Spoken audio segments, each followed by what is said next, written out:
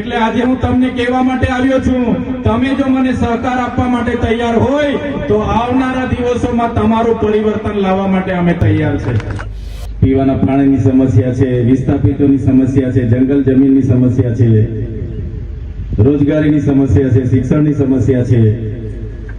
પણ મેં તો એવું માનું છું, સૌથી મોટી જો સમસ્યા હોય ને, આપણા લોકોને ભૂલવાની સમસ્યા છે.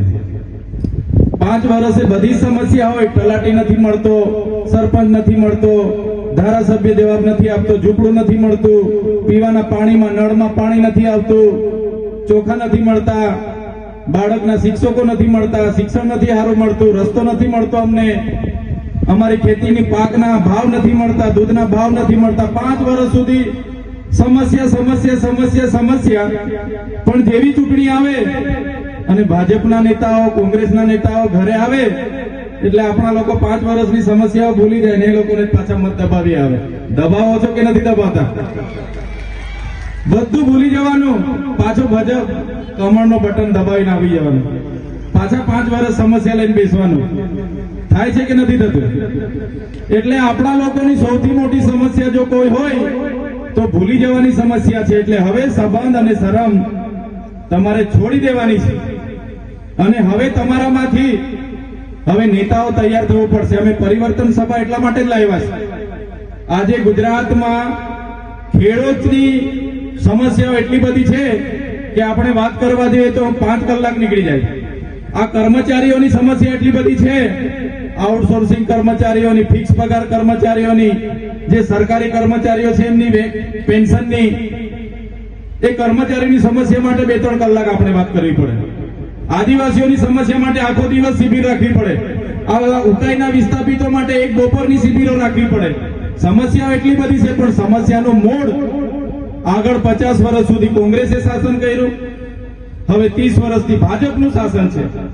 અને આપણા જેટલા નેતાઓ જયારે કોંગ્રેસનો વાવરો હતો, કોંગ્રેસનો પવન હતો, ત્યારે કોંગ્રેસમાં હતા. જેવો ભાજપનો પવન ચાલુ થયો એટલે કૂદીને ભાજપમાં બેસી ગયા. સાચી વાત છે કે ખોટી વાત છે? આપણા જ ગામના કેટલા નેતાઓ, ધારાસભ્ય પણ કોંગ્રેસમાંથી હતા, આજે ભાજપમાં જતા રહ્યા. આજે ભાજપના જિલ્લા પંચાયતના પ્રમુખ 10 વર્ષ પહેલા કોંગ્રેસમાં હતા, આજે ભાજપમાં જઈને જિલ્લા પ્રમુખ બની ગયા.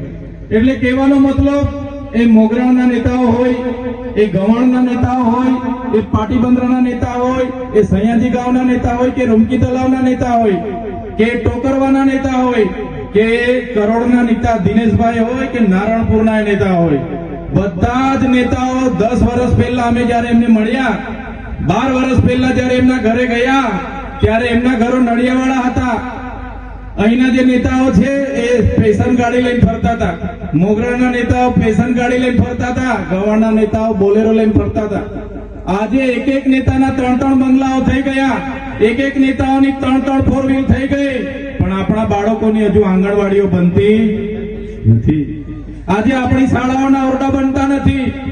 હવે તમે ને અમે સરકાર ચૂંટી લાવીએ તો આપણી અપેક્ષા શું હોય કે આપણા બાળકોને બાળપણમાં નાનું બાળક હોય ત્યારે એને આંગણવાડીમાં પૌષ્ટિક આહાર મળે, શાળામાં એને સારું શિક્ષણ મળે, અને સારું શિક્ષણ ભણી ગણીને કોલેજ કરીને આવે, BA BEd થઈને આવે, PTC કરીને આવે, ટેટાસ કરીને આવે તો એક સારી નોકરી મળી જાય, કે રોજગાર મળવો જોઈએ.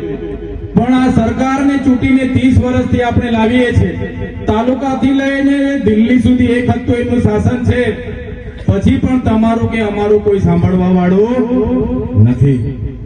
એટલે આ વિસ્તારના જેટલા નેતાઓ છે, તમને એવું લાગતું હશે કે અમારા જ વિસ્તારમાં જિલ્લા પંચાયતના પ્રમુખ છે, અમારા જ વિસ્તારમાં ભાજપના જિલ્લા પ્રમુખ છે, અમારા ધારાસભ્યને મંત્રી બનાવી દીધા છે, હવે અમારો ઉદ્ધાર થઈ જવાનો છે, હવે અમારો વિકાસ થઈ જવાનો છે. આપણા નેતાઓનું ભાજપ પાર્ટીમાં કોઈનું ચાલતું નથી.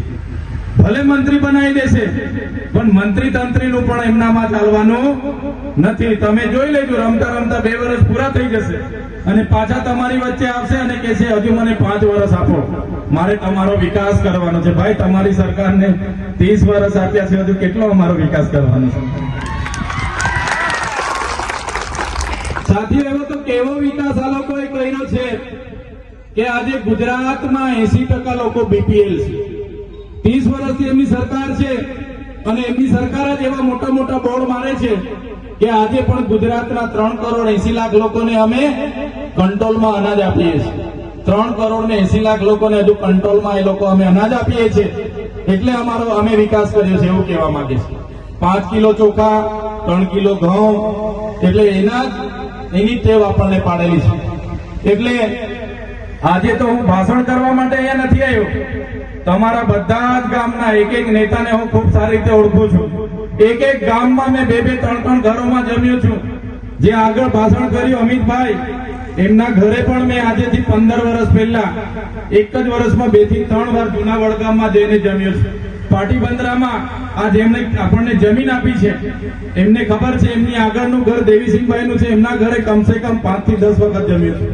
સયાજી ગામમાં જમ્યો છું, મોગરાણમાં જમ્યો છું, રૂમકી તલાવમાં જમ્યો છું, અહીંયા બાજુમાં ટાવલમાં જમ્યો છું, ધારેશ્વર મંદિરે અમે મીટિંગો કરી છે. કહેવાનો મતલબ કે આદિવાસીઓનો વિકાસ કેમ નથી થતો? કેમ આદિવાસી આજે ભણીને IAS IPS નથી બનતા? કેમ આદિવાસીઓને આજે સિંચાઈના પાણી નથી મળતા? કેમ આદિવાસીઓને આજે જંગલની જમીનો નથી મળતી? એ બધા પ્રશ્નોના નિરાકરણ માટે આ વિસ્તારમાં અમારો એક કામ બાકી નહીં હશે. તમામ ગામમાં અમે ફર્યા છે. કયા ભાજપના નેતા, કયા કોંગ્રેસના નેતા, એમની શું અપેક્ષાઓ છે, એ શું કરવા માંગે છે આપણા લોકોનું, એ શું વિચારે છે, બધા જ લોકોના અમારી પાસે અભિપ્રાય છે. ટોકરવાની તમારી મચ્છી મંડળી હોય, પાટીબંદરાની મચ્છી મંડળી હોય, નારણપુરની મચ્છી મંડળી હોય, કે એ ગામોના આગેવાનો હોય, મોહિનીના આગેવાનો હોય, બધા જ ગામોના, એ ચાહે કુઈદાના હોય, એ ચાહે કળદના હોય, કે એ ચાહે ફૂલવાડીના હોય, એ ચાહે છાપટીના હોય, એ ચાહે પેથાપુરના હોય, એ ચાહે જૂની કાછલીના હોય, એ ચાહે બાબરઘાટના હોય, એક ગામમાં કયો નેતા શું કરે છે, આપણા લોકોની શું પરિસ્થિતિ છે, એનો એક ડેટા અમારી પાસે છે. એટલે આજે હું તમને કહેવા માટે આવ્યો છું, તમે જો મને સહકાર આપવા માટે તૈયાર હોય તો આવનારા દિવસોમાં તમારું પરિવર્તન લાવવા માટે અમે તૈયાર છે.